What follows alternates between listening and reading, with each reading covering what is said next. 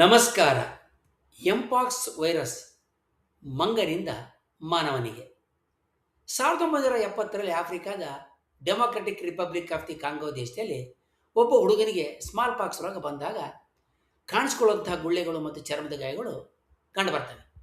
ಆದರೆ ರಕ್ತ ಪರೀಕ್ಷೆ ನಡೆಸಿದಾಗ ಇದು ಸ್ಮಾಲ್ ಪಾಕ್ಸ್ ಆಗಿರದೆ ಇನ್ನೊಂದು ವೈರಸ್ ಅಂತ ಗೊತ್ತಾಗುತ್ತೆ. ಇದಕ್ಕೂ 18 ವರ್ಷಗಳ ಹಿಂದೆ 1958ರಲ್ಲಿ ಪ್ರಯೋಗಾಲಯದಲ್ಲಿ ಇಡಲಾಗಿದ್ದಂಥ ಕೋತಿಗಳಲ್ಲಿ ಮೈ ಮೇಲೆ ಗುಳ್ಳೆಗಳಿದ್ದು ಹುಣ್ಣುಗಳು ಹೇಳ್ತಕ್ಕಂಥ ರೋಗ ಕಾಣಿಸ್ಕೊಂಡಿರ್ತದೆ. ಆದ್ದರಿಂದ ಈ ರೋಗಕ್ಕೆ ಮಂಕಿ ಪಾಕ್ಸ್ ಅನ್ನೋ ಹೆಸರನ್ನು ನೀಡಲಾಗುತ್ತೆ. ಆದರೆ ನಂತರ ವಿಜ್ಞಾನಿಗಳಿಗೆ ಈ ವೈರಸ್ನ ನಿಜವಾದ ಸಹಜವಾದಂಥ ವಾಸಸ್ಥಾನ ಕೋತಿಗಳಲ್ಲ, ಬದಲಿಗೆ ಕಾಡಿನ ಸಣ್ಣ ಸಸ್ತನಿಗಳು, ವಿಶೇಷವಾಗಿ ಅಳಿಲುಗಳು ಮತ್ತು ಇಲಿಗಳು ಮತ್ತು ಇತರ ಕಾಡಿನ ಕೀಟಹಾರಿ ಪ್ರಾಣಿಗಳಂತ ಗೊತ್ತಾಗುತ್ತೆ. ಇದಾದ ನಂತರ ಮಂಕಿ ಪಾಕ್ಸ್ ರೋಗವನ್ನು ಎಂಪಾಕ್ಸ್ ಅಂತ ಕರೆಯೋದಕ್ಕೆ ಪ್ರಾರಂಭ ಮಾಡ್ತಾರೆ. ಎಂಪಾಕ್ಸ್ ಒಂದು ವೈರಸ್ ರೋಗ. ಇದು ಆರ್ಥೋಪಾಕ್ಸ್ ವೈರಸ್ ಗುಂಪಿಗೆ ಸೇರಿದಂಥ ವೈರಸ್ನಿಂದ ಬರುತ್ತೆ. ಇದೇ ಗುಂಪಿನಲ್ಲಿ ಚರ್ಮ ಹುರಿ ರೋಗ ತರತಕ್ಕಂಥ ಸ್ಮಾಲ್ ಪಾಕ್ಸ್ ಕೂಡ ಸೇರಿಕೊಳ್ಳುತ್ತೆ. 1970ರಲ್ಲಿ ಆಫ್ರಿಕಾದ ಹುಡುಗನಿಗೆ ಬಂದಿದ್ದು ಎಂಪಾಕ್ಸ್ ಅನ್ನೋದು ಈಗ ಸ್ಪಷ್ಟವಾಗಿ ಗೊತ್ತಾಗುತ್ತೆ. ಎಂಪಾಕ್ಸ್ ವೈರಸ್ನ ಮೂಲ ಅತಿಥೇಯ ಯಾವ ಪ್ರಾಣಿ ಅನ್ನೋದಕ್ಕೆ ಇತ್ತೀಚೆಗೆ ಪ್ರಬಲವಾದಂಥ ಪುರಾವೆಗಳು ಸಿಕ್ಕಿದ್ದಾವೆ.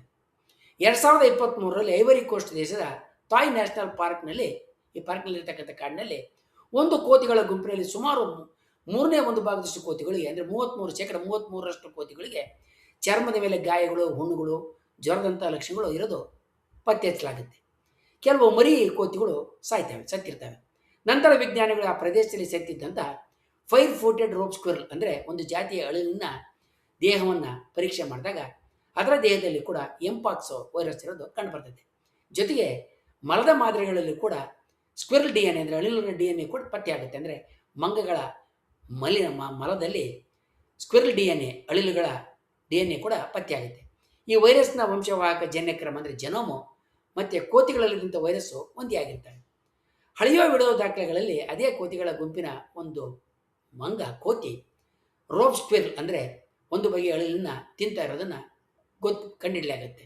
ಇದರಿಂದ ಕೋತಿ ಸೋಂಕಿತ ಅಳಿಲನ್ನು ತಿಂದಾಗ ವೈರಸ್ಸು ಅದರ ದೇಹವನ್ನು ಪ್ರವೇಶ ಮಾಡೋದನ್ನೋದಕ್ಕೆ ಒಂದು ಪ್ರಮುಖವಾದಂಥ ಸಾಕ್ಷಿಯಾಗುತ್ತೆ.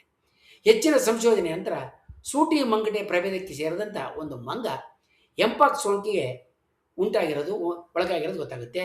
ಈ ಮಂಗ ಸೋಂಕು ಹೊಂದಿರತಕ್ಕಂಥ ಒಂದು ಜಾತಿ ಅಳಿಲನ್ನು ರೋಪ್ ಸ್ಕ್ವಿರಲ್ನ ತಿಂದಿರ್ತದೆ. ಇದು ಒಂದು ಪ್ರಾಣಿಯಿಂದ ಇನ್ನೊಂದು ಪ್ರಾಣಿಗೆ ಹೇಗೆ ಎಂಪಾಕ್ಸ್ ವೈರಸ್ಸು ನೇರವಾಗಿ ಹಾದು ಹೋಗುತ್ತೆ ಅನ್ನೋದಕ್ಕೆ ಸಿಕ್ಕಂಥ ಒಂದು ಸ್ಪಷ್ಟವಾದಂಥ ಸಾಕ್ಷಿಯಾಗಿರುತ್ತೆ. ಈವರೆಗೆ ಎಂಪಾಕ್ಸ್ ವೈರಸ್ನ ನೈಸರ್ಗಿಕ ಆಶ್ರಯ ಜೀವಿ ಯಾವುದು ಅಂತ ಸ್ಪಷ್ಟವಾಗಿ ಗೊತ್ತಾಗಿರಲ್ಲ, ಊಹೆಗಳು ಮಾತ್ರ ಇರ್ತವೆ. ಈಗ ಆಫ್ರಿಕಾದ ರೋಪ್ ಸ್ಕ್ವಿರಲ್ ಅಂದರೆ ಒಂದು ಜಾತಿಯ ಅಳಿಲು ಪ್ರಭೇದ ಈ ವೈರಸ್ನ ಮುಖ್ಯವಾದಂಥ ನೈಸರ್ಗಿಕ ಭಂಡಾರ ಜೀವಿ ಮತ್ತು ರಿಸರ್ವ್ ಇರುವಷ್ಟು ಅಂತ ಸ್ಪಷ್ಟವಾಗಿ ಗೊತ್ತಾಗುತ್ತೆ.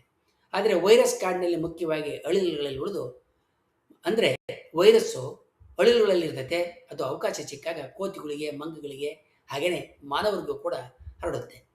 ಎಂಪಾಕ್ಸ್ ವೈರಸ್ಸು ಮುಖ್ಯವಾಗಿ ಪ್ರಾಣಿಯಿಂದ ಮಾನವನಿಗೆ ಅಂಟುಕೊಳ್ಳುತ್ತೆ. ಇದನ್ನು ಝೂನೋಟಿಕ್ ಇನ್ಫೆಕ್ಷನ್ ಅಂತ ಕರೀತಾರೆ. ಸೋಂಕಿತ ಪ್ರಾಣಿ ಕಚ್ಚೋದು ಅಥವಾ ಕೆರೆದು, ಸೋಂಕಿತ ಪ್ರಾಣಿಯ ರಕ್ತದ ಸಂಪರ್ಕ, ಸೋಂಕಿತ ಪ್ರಾಣಿಯ ಮಾಂಸವನ್ನು ಬೇಯಿಸದೆ ಅಥವಾ ಸರಿಯಾಗಿ ಬೇಯಿಸದೆ ತಿನ್ನೋದು, ಸೋಂಕಿತ ಪ್ರಾಣಿಯ ಚರ್ಮ ಅಥವಾ ದೇಹದ ಅಂಗಾಂಗಗಳನ್ನ ಮುಟ್ಟೋದ್ರಿಂದ ಇದು ಮಾನವರಿಗೆ ಹರಡುತ್ತದೆ.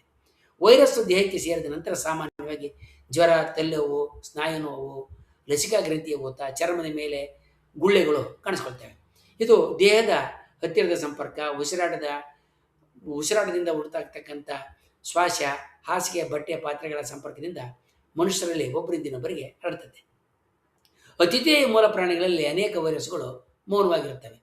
ಅಂದರೆ ಯಾವುದು ಮೂಲ ಆಶ್ರಯ ಕೊಟ್ಟಿರ್ತೋ ಆ ಪ್ರಾಣಿಗಳಲ್ಲಿ ವೈರಸ್ಗಳು ಯಾವುದೇ ತೊಂದರೆಯನ್ನು ಉಂಟು ಮಾಡದೆ ವಾಸ ಮಾಡ್ತಾ ಇರ್ತವೆ. ಆ ಪ್ರಾಣಿಯನ್ನು ಕೊಲ್ಲಬೇಕಾದ್ರೆ ಅಥವಾ ಚರ್ಮ ತೆಗೆದಾಗ, ಆ ಪ್ರಾಣಿಯನ್ನು ಕೊಂದಾಗ ಅಥವಾ ಅದರ ಚರ್ಮ ತೆಗೆದಾಗ, ಅದರ ರಕ್ತದ ಸಂಪರ್ಕಕ್ಕೆ ಬಂದಾಗ, ಅದರ ಒಳಾಂಗಗಳನ್ನು ಮುಟ್ಟಿದಾಗ, ಅದರ ಮಾಂಸವನ್ನು ಸರಿಯಾಗಿ ಬೇಯಿಸದೆ ತಿಂದಾಗ ಈ ವೈರಸ್ಗಳು ಬೇರೆ ಪ್ರಾಣಿಗೆ ಹರಡ್ತವೆ. ಹಾಗೆ ಹರಡಿದಾಗ ಅವು ಮಾನವನಿಗೂ ಬಂದು ಸೋಂಕುಂಟು ಮಾಡ್ತಕ್ಕಂಥ ಎಲ್ಲ ಸಾಧ್ಯತೆಗಳು ಇದ್ದಾವೆ. ಇತ್ತೀಚಿನ ಅಧ್ಯಯನಗಳಲ್ಲಿ ರೋಪ್ ಸ್ಕ್ವಿರಲ್ ಅಂದರೆ ಹಗ್ಗದ ಅಳಿಲು, ಈ ಪ್ರಭೇದದ ಅಳಿಲು ಎಂಪಾಕ್ಸ್ ವೈರಸ್ನ ಮುಖ್ಯವಾದಂಥ ಮೂಲ ಹೋಸ್ಟ್ ಅತಿಥೇಯಾಗಿ ಇರೋದು ಸ್ಪಷ್ಟವಾಗಿ ಗೊತ್ತಾಗುತ್ತೆ. ಒಂದು ಸೋಂಕಿತ ಅಳಿಲಿನ ಮಂಗ ತಿಂತತೆ, ಕೋತಿ ತಿಂತತೆ. ಕೋತಿಗೆ ವೈರಸ್ ಬರುತ್ತೆ, ವರ್ಗಾಂತರ ಆಗುತ್ತೆ. ಆ ಕೋತಿ ಜೊತೆಗೆ ಮನುಷ್ಯ ಸಂಪರ್ಕ ಹೊಂದುತ್ತಾನೆ. ಆಗ ಮನುಷ್ಯನಿಗೆ ಕೂಡ ಆ ಸೋಂಕು ತಾಗುತ್ತೆ. ಇದರಿಂದ ವೈರಸ್ಸು ಕೇವಲ ಒಂದು ಪ್ರಾಣಿಯಿಂದ ಮತ್ತೊಂದು ಪ್ರಾಣಿಗೆ ಮಾತ್ರ ಹರಡೋದಿಲ್ಲ, ಅದು ಸಂಪೂರ್ಣವಾಗಿ ಒಂದು ಆಹಾರ ಸರಪಳಿಯ ಒಂದು ಭಾಗ ಆಗಿದೆ ಅನ್ನೋದು ಗೊತ್ತಾಗಿದೆ. ಭೌತ ವಿಜ್ಞಾನ ನಮಗೆ ಹೇಗೆ ವಿಶ್ವದ ಭೌತ ನಿಯಮಗಳನ್ನ ಪರಿಚಯ ಮಾಡಿ ಸೋಜಿಗಳನ್ನು ಉಂಟು ಮಾಡಿ ಅದ್ಭುತವಾದಂಥ ಸಂಗತಿಗಳನ್ನ ತಿಳಿಸ್ತದೆಯೋ, ಹಾಗೆಯೇ ಜೀವ ವಿಜ್ಞಾನ ಕೂಡ ಸೂಕ್ಷ್ಮದಿಂದ ಸ್ಥೂಲದವರೆಗೆ ಇರುವ ಜೀವಿಗಳಲ್ಲಿ ಇರುವ ವಿಶೇಷ ಸಂಗತಿಗಳನ್ನ ನಮಗೆ ಮನದಟ್ಟು ಮಾಡಿಸುತ್ತೆ.